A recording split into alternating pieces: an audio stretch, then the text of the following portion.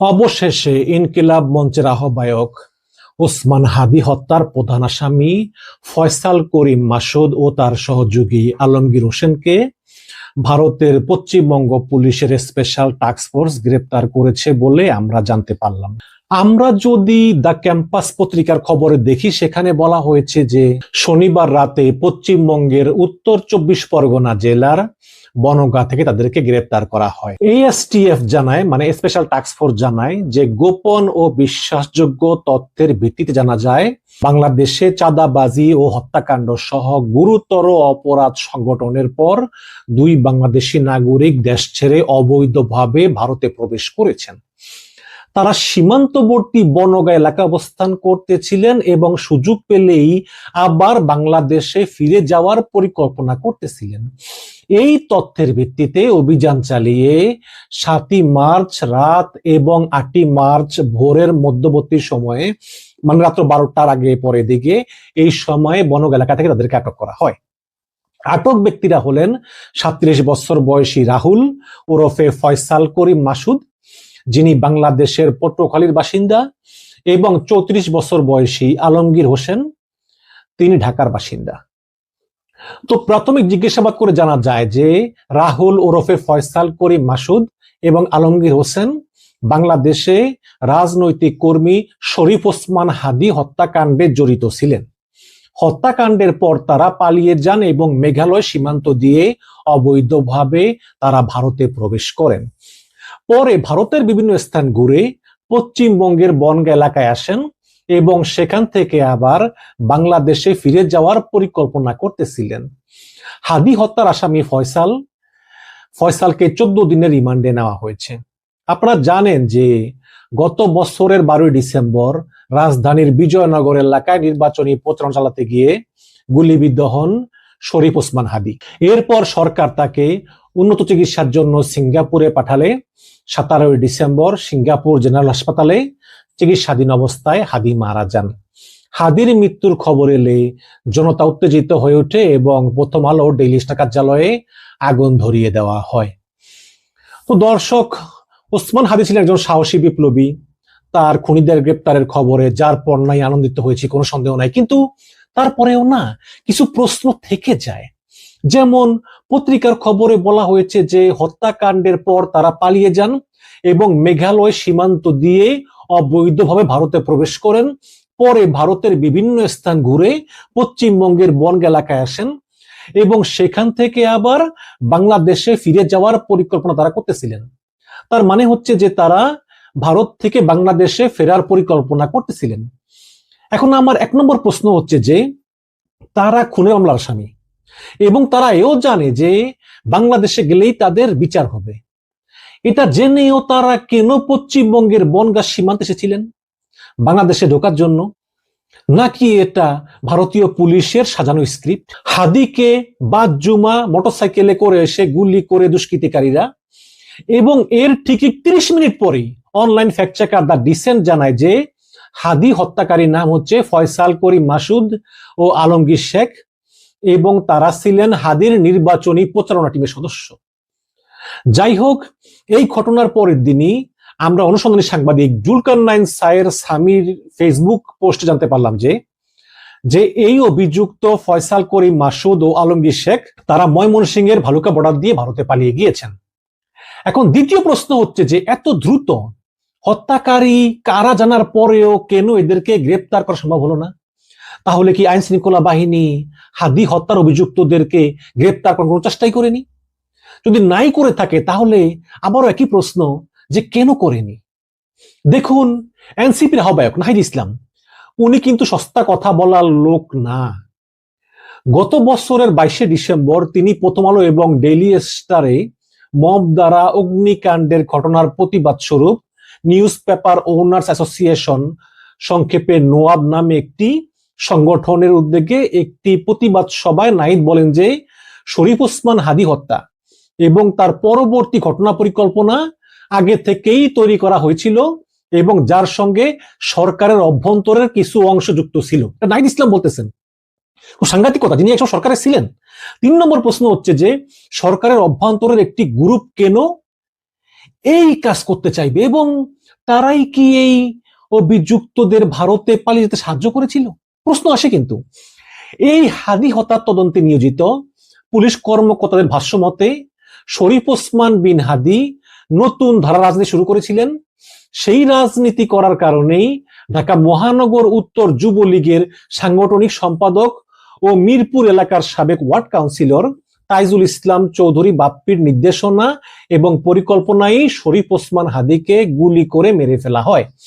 শরীফ ওসমান হাদিকে গুলি করেছিলেন ফয়সাল করিম এবং তাকে সহযোগিতা করেন আলমগীর হোসেন। ফয়সাল করিম ছাত্রলীগের সাবেক নেতা এবং আলমগীর আদাবর থানা যুবলীগের কর্মী। তো এই হত্যাকাণ্ডের পর ফয়সাল এবং আলমগীর ছাড়াও সাবেক কাউন্সিলর তাইজুল ইসলাম তিনিও ভারতে পালিয়ে যান বলে তদন্ত সংশ্লিষ্ট কর্মকর্তাদের ধারণা। তো পুলিশ যেই কথাগুলো বলেছিল সেটার ভিডিওটা আপনাদেরকে কপিরাইট আইনের কারণে শোনাতে পারবো না, কিন্তু আপনারা অডিওটা একটু শুনুন। ফয়সাল ও আলমগীর ঘটনার পরপরই ঢাকা হতে সিএনজি করে আমিন বাজারে যায়। পরবর্তীতে তারা মানিকগঞ্জের কালামপুর যায়। সেখান থেকে পূর্ব পরিকল্পনা অনুযায়ী একটি প্রাইভেট কারে করে ময়মনসিংহের হালুয়াঘাটে পৌঁছে। ঘটনাটি তাদের পূর্ব পরিকল্পিত ছিল। এই জন্য আসামিদেরকে চিহ্নিত করার পূর্বেই তারা সীমান্ত পাড়ি দিতে সক্ষম হয়। হালুয়াঘাটের পূর্বে মুন ফিলিং স্টেশনে জনৈক ফিলিপ এবং সঞ্জয় তাদেরকে গ্রহণ করার জন্য অপেক্ষা করতে থাকে। ফিলিপ তাকে সীমান্ত পার করে ভারতের মেঘালয় রাজ্যে জনৈক পুত্তির নিকট হস্তান্তর করে। পুত্তি এক ট্যাক্সি ড্রাইভার স্বামীর কাছে তাদেরকে হস্তান্তর করে। স্বামী মেঘালয় রাজ্যের তুরা নামক একটি শহর আছে, সেই শহরে তাদেরকে পৌঁছে দেয়।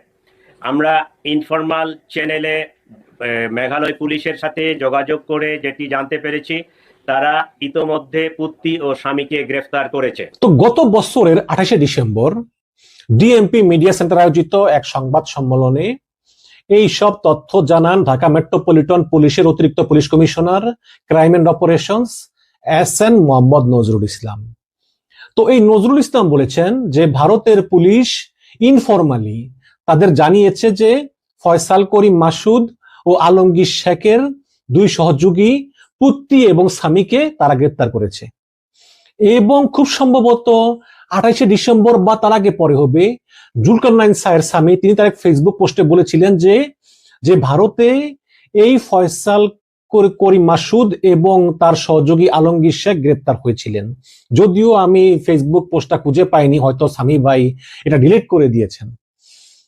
তো যখন এই 28শে ডিসেম্বর এই পুলিশ কর্মকর্তা নজরুল ইসলাম বলেছেন যে ভারতীয় পুলিশ তাদেরকে অনানুষ্ঠানিকভাবে জানিয়েছে যে ফয়সাল করিম মাসুদ ও আলমগীর শেখের দুই সহযোগী পুত্তি এবং স্বামীকে তারা গ্রেপ্তার করেছে, তার একদিন পর 29শে ডিসেম্বর মেঘালয় পুলিশ সদর দপ্তরের এক কর্মকর্তা বলেন যে বাংলাদেশ পুলিশের পক্ষ থেকে আনুষ্ঠানিক বা অনানুষ্ঠানিক কোনো চ্যানেলেই মেঘালয় পুলিশের সঙ্গে যোগাযোগ করা হয়নি এবং কোনো বাংলাদেশিকেই গারো পাহাড়ে খুঁজে পাওয়া যায়নি এবং কোনো গ্রেপ্তারও করা হয়নি।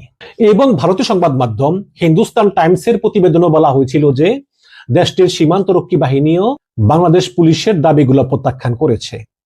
মেঘালয় সীমান্তরক্ষী বাহিনীর ইন্সপেক্টর জেনারেল ওপি উপাধ্যায় বাংলাদেশ পুলিশের দাবিকে ভিত্তিহীন এবং বিভ্রান্তিকর বলে উল্লেখ করেছিলেন এবং তিনি তখন বলেছিলেন যে ময়মনসিংহের হালুয়াঘাট সেক্টর থেকে সন্দেহভাজনদের আন্তর্জাতিক সীমান্ত অতিক্রম করে ভারতে প্রবেশ করার কোনো প্রমাণ নেই এবং এই হাদি হত্যায় অভিযুক্ত ফয়সাল ও আলমগীরের সীমান্ত পার হওয়া এবং এই ঘটনায় তাদের সহযোগী পুত্তি ও স্বামী নামে দুইজনের ভূমিকার পক্ষে কোনো গোয়েন্দা তথ্য, সরজমিন যাচাই বা অভিযানগত কোনো প্রমাণ নেই বলেই ভারতীয় বিএসএফ দাবি করেছিলেন। তাহলে আমার 4 নম্বর প্রশ্ন হচ্ছে যে এখানে কে মিথ্যা বলতেছেন? বাংলাদেশ পুলিশ বলতেছে যে খুনিদের দুই সহযোগী মেঘালয় পুলিশের হাতে গ্রেপ্তার হয়েছিলেন, কিন্তু ভারতের মেঘালয় পুলিশ বলতেছে যে তারা এমন কাউকে গ্রেপ্তার করেননি।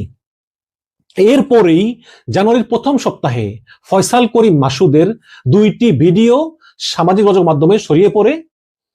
সে লাইভে তিনি দাবি করেন যে ফয়সাল দাবি করেন যে বর্তমানে তিনি দুবাইতে অবস্থান করতেছেন এবং একাধিক ফ্যাক্ট চেক করে দেখিয়েছেন যে লাইভ ভিডিওগুলো জেনুইন, এটা এআই দ্বারা সম্পাদিত না। এই বিষয়ে ডিবি প্রধান শফিকুল ইসলামকে প্রশ্ন করলে তিনি বলেন যে ভিডিও বার্তাটি সঠিক, তবে তার অবস্থান দুবাই নয়। আমরা তদন্তে পেয়েছি তিনি ভারতে আছেন। তার মানে এখানেও দেখেন এই জানুয়ারির প্রথম দিকে ডিবি প্রধান শফিক বলতেছেন যে ফয়সাল করিম ভারতে আছেন। তাহলে 5 নম্বর প্রশ্ন হচ্ছে যে ডিবি প্রধান শফিকুল কিভাবে শতভাগ নিশ্চিত হলেন যে ফয়সাল করিম আলমগীর ভারতেই আছে? আমার অনুমান দর্শক, আমার মনে হয় যে এই ফয়সাল করিম 13 তারিখে ভারতে পালিয়ে যাওয়ার পরপরই সে এবং তার পার্টনার আলমগীর শেখ ভারতীয় পুলিশের হাতে হয়তো বা 28-29 তারিখ বা এর আশেপাশে কোনো এক সময় গ্রেপ্তার হয়। তাহলে আমার 6 নম্বর প্রশ্ন হচ্ছে যে যদি গ্রেপ্তার হয়ে ভারতের কারাগারে থেকেই থাকে তাহলে ভারতীয় পুলিশ স্বীকার করলো না কেন যে ফয়সাল করিম কারাগারে? এখানে দুটি কারণ হতে পারে। 1 নম্বর কারণ হলো যেহেতু ইউনূস সরকারের সঙ্গে ভারত সরকারের সম্পর্ক খারাপ ছিল, তাই হয়তো ভারত বাংলাদেশে একটি নতুন সরকার আসার জন্য অপেক্ষা করতেছিল।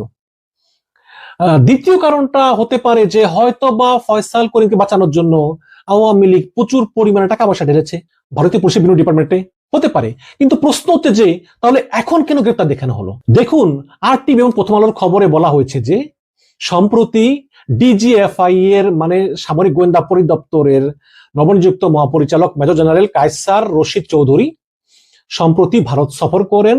আমি একটা ভিডিও বানিয়েছিলাম এই বিষয়ে। তো তিনি এ সময়ে ভারতীয় কর্তৃপক্ষকে হাদি হত্যা মামলার আসামি সহ সকল সন্ত্রাসীদেরকে আটক করে বাংলাদেশে ফেরত পাঠানো